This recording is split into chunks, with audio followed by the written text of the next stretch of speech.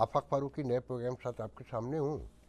अपने टाइम पर पाकिस्तान के इवनिंग यूँ नहीं कर सका कि मेरा व्हाट्सअप लबैक और लबैक के साथ जो पूरी पुष्टपनाह क़ुव्वत है, उसने मेरा व्हाट्सअप 2 बार कल से अब तक बंद करवाया है। एक बार कुछ 12-14 घंटे, फिर कल रात फिर ह्यूस्टन के 10 बजे 10:30 बजे बंद हो गया था, और फिर सुबह 11-12 बजे खुला है तकरीबन।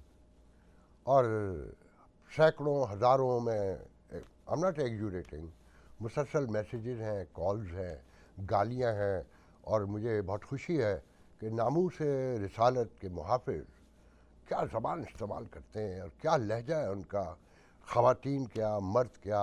और वो गालियां जो मैंने भी नहीं सुनी, क्योंकि मुझे अच्छी खासी आती हैं, मगर कमाल कल्चर डेवलप हुआ है। और उससे में मज़हब का जो तड़का है वो काबिल फ़ख्र है हमारे लिए कि हम क्या थे और क्या बन चुके हैं।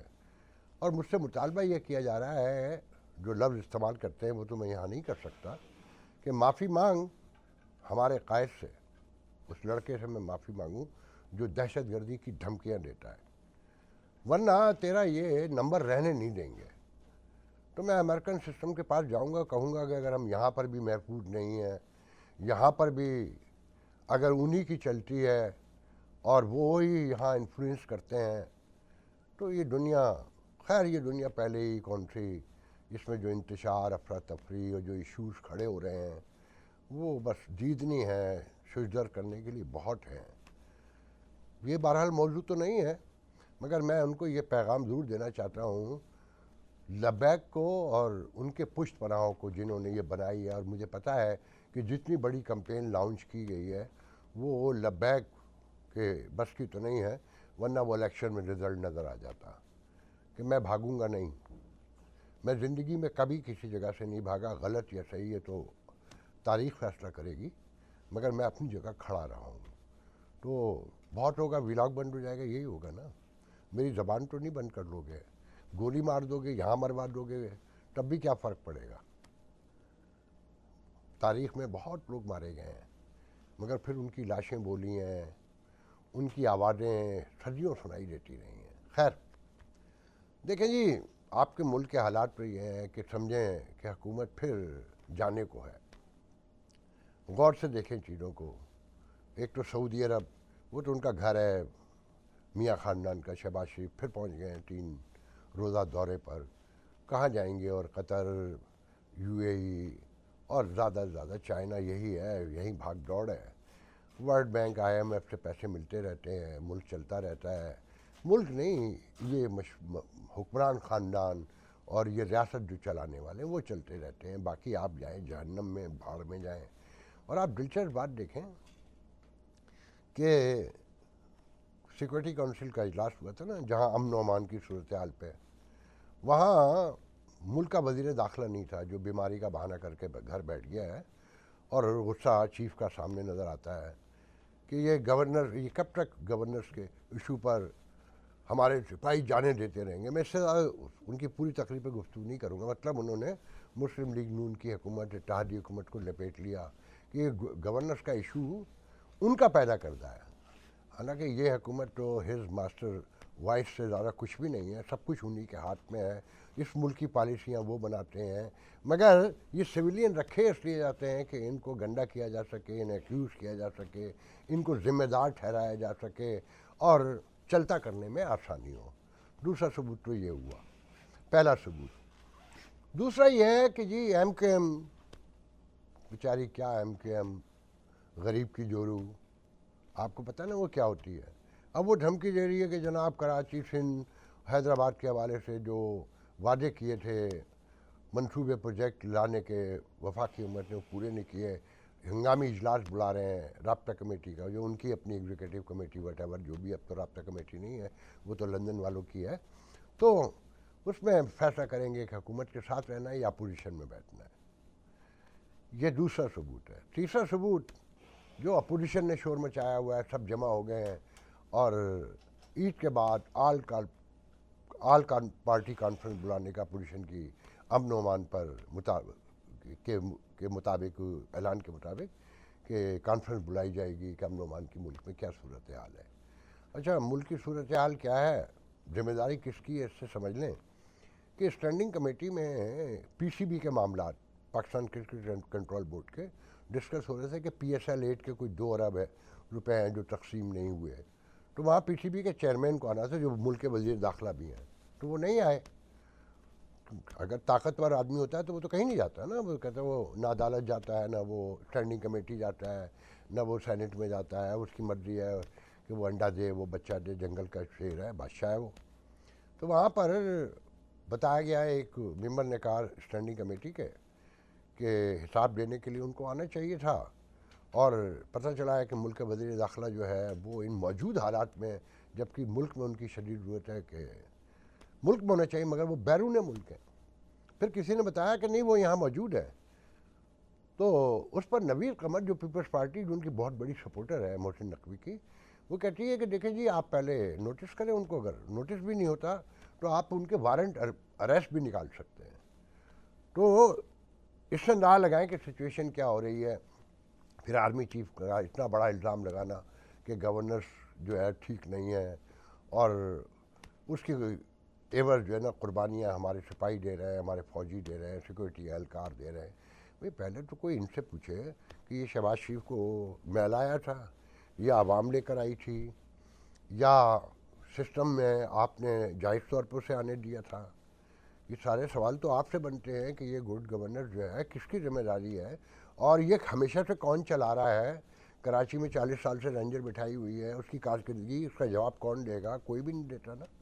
اسی طریقے سے پورے ملک میں، مطلب آج ہی فاٹک علاقے میں، جو پرانا فاٹک کہلاتا ہے شمالی وزیرستان کے ایریے میں، 3 اہم ترین سڑکوں پہ کرفیو لگا ہوا ہے۔ وہ نواز شریف چلا رہا ہے، شہباز شریف چلا رہا ہے، اور سیکورٹی کونسل میں محسن نقوی، شور تو یہ پڑا ہوا ہے کہ جی نواز شریف نہیں آیا۔ بھائی نہیں آیا، نواز شریف کوئی عہدہ لے کر بیٹھا ہوا ہے حکومت کا، وہ تو ایک پارٹی کا لیڈر ہے، نہیں آیا ہوگا، بیمار ہوگا، ایج بھی ہے۔ محسن نقوی کیوں نہیں آیا؟ وہ جواب دینا آپ۔ اور آپ کا لایا ہوا ہے، زبردستی ٹھوسا ہوا ہے، اور وہ پی سی بی کا بھی چیئرمین ہے۔ بلوچستان میں کچھ ہو جائے تو وہ کہتا ہے کہ ایک ایس ایچ او کی مار ہے، اور وہ 90 فوجی اٹھا کے لے جاتے ہیں، جتنے چاہتے ہیں مار دیتے ہیں، جتنے چاہتے ہیں غائب کر دیتے ہیں، اور جس طرح سے ملک چل رہا ہے سب کو نظر آ رہا ہے۔ اور کہانی یہ ہے کہ جی یہاں تو بڑی انویسٹمنٹ ہو سکتی ہے، اور انویسٹمنٹ کون کر رہے ہیں؟ سعودی عرب، یو اے ای کہ ریکوڈک میں بھی ہیں، اور پیٹرولیم کی تلاش میں بھی ہیں، اس میں بھی جہاں مال بنے گا وہیں آئیں گے نا۔ عام آدمی تو، جو عام انویسٹر ہے، وہ تو تصور بھی نہیں کر سکتا ان معاملات میں یہاں آنے کا۔ تو آپ کو صاف پتہ چل رہا ہے کہ عید کے بعد کچھ یہاں اور بڑی تبدیلیاں آنا چاہتی ہیں، جو میں سمجھتا ہوں کہ یہ حکومت کو چلتا کریں گے۔ جس طرح اپوزیشن ایکٹیو ہوئی ہے، خاقان عباسی، مصطفیٰ نواز کھوکر کے گھر بھی اب میٹنگیں ہو رہی ہیں، جو بظاہر کسی سیاسی پارٹی میں نہیں ہے، مگر ایک قومی حکومت جو آپ کے ذہن میں آتے ہیں نا، جو میں بار بار کہتا ہوں، وہ نظر آنا شروع ہو گئی ہے۔ اچھا دیکھیں جی، امریکہ کی جہاں تک ہم بات کریں نا، تو ایک چیز تو صاف ہو گئی اسٹیٹ ڈپارٹمنٹ کے کل کے بیان سے، کہ کوئی ایسی ابھی فہرست حتمی نہیں ہے جس میں پابندی سفری لگ رہی ہوں، جس میں عراق، ایران، پاکستان، افغانستان کے نام ہیں۔ ایسا تو کچھ بھی نہیں ہے نا۔ تو انہوں نے کہا کہ ابھی باتیں ہو رہی ہیں، یہ جو امیگریشن کے ایشوز ہیں ان پہ گفتگو ہو رہی ہے، کل کو اگر کوئی چیز ہوگی تو اس کو کیسے مینیج کرنا ہے، کیا کرنا ہے، تو بتا دیں گے۔ فی الحال ایسا کچھ بھی نہیں ہے۔ ساتھ میں ایک خبر بڑی عجیب ہے، میں نے 1-2 لوگوں کو فون کیا، ملے نہیں، کہ پی ٹی آئی کی جو خارجہ امور کی کمیٹی تھی، جس میں زلفی بخاری، اوورسیز تحریک انصاف کے سیکریٹری محترم جناب سجاد برقی صاحب، عاطف خان صاحب، اور زلفی بخاری اس کو ہیڈ کر رہے تھے میرے خیال، شہباز گل، اسے اعلیٰ یہ پچھلے دنوں ہی اسے ریفارم کیا گیا تھا کمیٹی کو، 9 میں سے 5 لوگ رہ گئے تھے، اب بیرسٹر گوہر نے اعلان کر دیا وہ ختم کر دی۔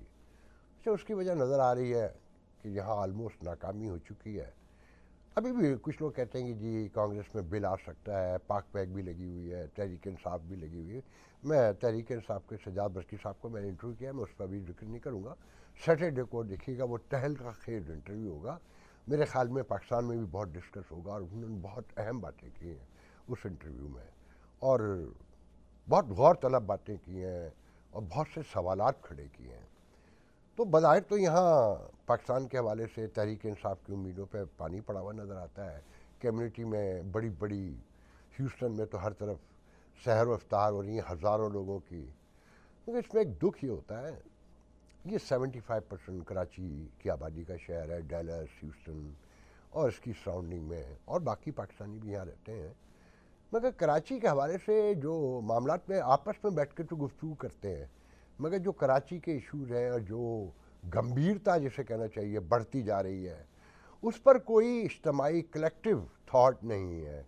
اور اس پر گفتگو شروع ہوئی ہے کہ اب کلیکٹیولی کراچی والوں کو جمع ہونا پڑے گا، اور یہاں سے ہیومن رائٹس سے لے کر وہاں کی ڈیولپمنٹ، وہاں تعصب، لسانیات، فرقہ پرستی، جو کچھ بھی ہے اس کے حوالے سے گفتگو کرنا پڑے گی، اور کراچی کو ہیلپ آؤٹ کرنا پڑے گا. اوورسیز پاکستانی کراچی کے اسپیشلی، چاہے وہ سندھی ہوں، پنجابی ہوں، پٹھان ہوں، اردو اسپیکنگ ہوں، اینڈ ہو ایور، وہ سب کو ایک پلیٹ فارم پر آنا ہوگا. کراچی سب کا شہر ہے. انٹرنیشنل سٹی کسی ایک قوم کا، ایک کا زبان بولنے والوں کا نہیں ہوتا ہے. وہ ہر زبان بولنے والے کا ہوتا ہے جو وہاں رہتا ہے، جس کا وہاں اسٹیک ہوتا ہے. مگر شرط یہ ہے کہ اس کا اسٹیک ہو. اگر اس کا اسٹیک نہیں ہے تو اسے اس شہر کا باسی نہ سمجھا جائے اور نہ ہی سمجھنا چاہیے. تو آنے والے دن بڑے امپورٹنٹ ہیں. دیکھتے ہیں ہم مزید کیا کیا دیکھنے جا رہے ہیں، اور آرمی چیف کے اس بیان کو ابھی لوگ کتنا انٹرپریٹ کریں گے، یہ ایک ایک کر کے چیزیں سامنے آئیں گی. اور ملک کہاں جائے گا، بہت کنسرن ہے یہاں اوورسیز پاکستانیوں میں، امریکن پاکستانیوں میں. ہر شخص پریشان ہے. یہاں کے حالات اپنی جگہ اہم ہیں، اس پر بھی بڑا کنسرن ہے. اور پاکستان کے حوالے سے سب سے زیادہ ہے کہ فائنل جو میری لرننگ ہے یہاں، جو میرا ایکسپیرینس ہے کہ 50 سال سے بھی لوگ یہاں رہ رہے ہیں، 55-60 سال سے بھی. میں نے آج ہی ایک انٹرویو کیا ہے جو 55 سال سے رہتے ہیں، بہت امپورٹنٹ ہے، میں اس پہ گفتگو نہیں کروں گا. مگر ان کا سارا کنسرن کراچی تھا، وہ کراچی سے پاکستان سے تھا. انویسٹمنٹ کے حوالے سے حکومت کی پہ گفتگو ہوئی. تو لوگ پریشان ہیں کہ آخر ہم جو سلوشن آج کی دنیا میں بڑے نارمل اور معمولی سمجھے جاتے ہیں کہ اگر آپ کو ایشو سمجھ میں آ گیا ہے تو اس کا سلوشن بھی آ جاتا ہے، مگر سلوشن کو سمجھنے کے باوجود، اب ایشو کو سمجھنے کے باوجود سلوشن نہیں لاتے اور اس کی جانب اسٹیپ ان نہیں کرتے اور الٹے کام کرتے ہیں. تو یہ کنسرن یہاں بہت تیزی سے بڑھ رہا ہے پاکستانی کمیونٹی میں. میں یہاں آخر میں اب یہ بھی بات کروں گا کہ احمد نورانی ایک بہت ریناؤنڈ جرنلسٹ ہیں پاکستان کے، امریکہ میں ہی موجود ہیں، یہاں سے بھی وہ کام کر رہے ہیں. بڑے انویسٹیگیشن کے حوالے سے ان کی رپورٹنگ اور ان کے کانٹیکٹ ہیں. تو ابھی بھی بہت سارے مسائل پاکستان گورنمنٹ کو جو پیش آتے ہیں اور سیاستدانوں کو وہ احمد نورانی لے کر آتے. ان کے 2 بھائیوں کو 2 دن پہلے خبر آ چکی ہے کہ ان کو باقاعدہ گھر سے اٹھایا گیا اور ان کی والدہ کے بہن بھائیوں کو دیگر کے سامنے انہیں لے گئے، غائب کر دیا. اب کوئی تسلیم نہیں کر رہا. احمد نورانی سے اگر آپ تنگ ہیں تو آپ اس کے بھائیوں کو اٹھا لیں گے. آپ میسج دے رہے ہیں، لوگوں کو بتا رہے ہیں کہ اگر تم باہر رہتے ہو اور ہمارے خلاف بولو گے تو تمہارے بہن بھائی یہاں رہتے ہیں، تمہارے خاندان والے رہتے ہیں، تمہارے دوست رہتے ہیں. یہ ریاست کتنی دیر چلا لیں گے آپ اس طرح؟ کب تک؟ کتنے لوگوں کو اٹھائیں گے؟ کتنے لوگ خاندانوں کو برباد کریں گے؟ آپ نے نتیجہ دیکھ لیا نا، KPK میں بھی دیکھ لیا، بلوچستان میں بھی دیکھ لیا. آپ اب اپنے گھر کے اندر جہاں سے آپ بلانگ کرتے ہیں وہاں بھی پہلے ہی سیاسی نفرت تو موجود ہے. اب آپ اپنے خلاف گھناؤنی نفرت کی حد تک جانے کے لیے کام کر رہے ہیں. جو آپ گڈ گورننس کی بات کرتے ہیں، آپ کو کہتے ہوئے فیل نہیں ہوا کہ جب آپ لوگوں کے بھائیوں کو اس لیے اٹھا لیں گے کہ ان کا بھائی ایک باہر سے بیٹھ کر بولتا ہے؟ یہ ہیومن رائٹس ہیں، یہ ڈیموکریسی ہے، یہ کانسٹیٹیوشن ہے کوئی، اور آپ کہتے ہیں کہ ملک میں گڈ گورننس نہیں ہے. یہ گڈ گورننس کے سارے مسائل آپ کے پیدا کرتا ہے. آپ ہیں وہ جس نے یہ سارے ایشو کھڑے کیے ہیں. آپ کا ادارہ ہے وہ جو اس ملک کو چلنے نہیں دے رہا اور یہ کہہ رہا ہے کہ اگر یہ چلے گا تو اسی تشدد، اسی دہشت گردی، اسی انتہا پسندی کے ساتھ کہ नामूस रिसालत का नाम लेकर, मतलब ये माफिया ग्रुप के तौर पे मैंने लबैक को देखा है। मैं हैरान रह गया हूँ कि जिस तादाद में उन्होंने मुझे मैसेजेस किए हैं, थ्रेट किया है, यकीन नहीं आता, आप बाखुदा बता रहा हूँ, यकीन नहीं आता कि हम तो प्लाट माफिया को समझते थे और मुख्तलिफ माफियाज थे, मगर ये मजहबी माफिया इतना बड़ा और सिर्फ एक सेगमेंट जिसकी एक आध सीट मुश्किल से निकलती है, मगर उसका क्लाउड देखें या उसके पीछे जो लोग हैं वो कितने बड़े मुनज़्ज़म अंदाज में काम कर रहे हैं कि मुझ जैसे छोटे से विलागर को जीने की मोहलत देने को तैयार नहीं है। और अहमद नूरानी तो फिर बहुत बड़ा सहाफ़ी है, मुझे मानने में कोई एतराज़ नहीं है, कोई इनकार नहीं है, कोई हसद नहीं है, कोई किसी भी किस्म की रुकावट और हर्डल फील नहीं करता कि वो बहुत बड़े सहाफ़ी हैं। तो आप अंदाज़ा पाकिस्तानी अवाम को लगाना चाहिए कि इस मुल्क के हालात क्या हैं और बयान किस तरह से किए जाते हैं, आइन तोड़ता कौन है और उसकी हुर्मत की बातें कौन करता है, गवर्नेंस किसके पास है, इल्ज़ाम किस पे लगाया जाता है। आप हालात देखें कि एक साबिक कमिश्नर की बेटी ने, कोयटा का कमिश्नर था, मैं कोई नाम वाम नहीं ले रहा, उसने चलती फ्लाइट में एक एयर होस्टेस के दांत तोड़ दिए। आप देखें, तशद्दुद देखें इस शाफिया का। और गवर्नेंस जो है वो सिविल हुकूमत के पास है, चलाव हो रही है, मगर गवर्नेंस का जो जिम्मेदार है, जो मंजर पे लाया गया है, वो खुद लेकर आए। फिर इसी तरीके से आप इस मुल्क में तशद्दुद देखें कि बीवी ने अपने आशना के साथ मिलकर शौहर को कत्ल किया, आम बातें होता रहता है, मगर वो अपने आशना के साथ घूमने पहाड़ों में चली गई कत्ल करके लाश को छोड़कर। इसे माइंड सेट देखें, ये ग्रो किया गया है, ये बेहसी, ये बेशर्मी, बेगैरती इस माशरे का हिस्सा बनाई गई जज्वे लाजिम के तौर पर, और ये बताया गया है, समझाया गया है कि ये तुम्हारी विरासत है, ये तुम्हारा एसेट है। मतलब इससे बड़ा तशद्दुद हो सकता है कोई? ऐसा बिहेवियर आपने तारीख में कितना सुना होगा। हर तरफ एक अजीब सा समा है, एक परेशानी है, और ओवरसीज़ पाकिस्तानियों की लीडरशिप के बारे में आप समझ लें कि यहाँ कोई लीडरशिप नहीं है बुनियादी तौर पर। तस्वीरी मुकाबले हैं, और जो लोग परेशान हैं, जो हैरान हैं, जो अफसुर्दा हैं, जो कुछ करना चाहते हैं, वो उनमें से कोई लीडर नहीं है। अच्छा, उनसे बात करें कि आप लीडर बने, आप पाकिस्तान को हेल्प आउट करें, तो वो डर जाते हैं कि अपनी इज़्ज़तें कौन उछलवाएगा, यहाँ पे भी उछालेंगे, यहाँ पे भी पीछे लग जाएंगे, क्योंकि उनके एजेंट यहाँ पर भी बैठे हैं, और वो छोटे छोटे ग्रुप बना के रखते हैं ताकि ये कहीं मुत्तहद ना हो जाएं, ये कहीं जमा ना हो जाएं, ये कहीं आवाज़ बड़ी ना कर लें, ये हमें दुनिया के सामने तमाशा ना बना दें। एक पीटीआई ने बनाया हुआ है ना, तो और डर गए हैं। ये नहीं कि सुधर जाएं, अपने अंदर तब्दीली ले आएँ, इस मुल्क को चलने दें, इस मुल्क को खुशहाली तरक्की की तरफ लेकर जाएं, यहाँ सुकून अमन लेकर आएँ।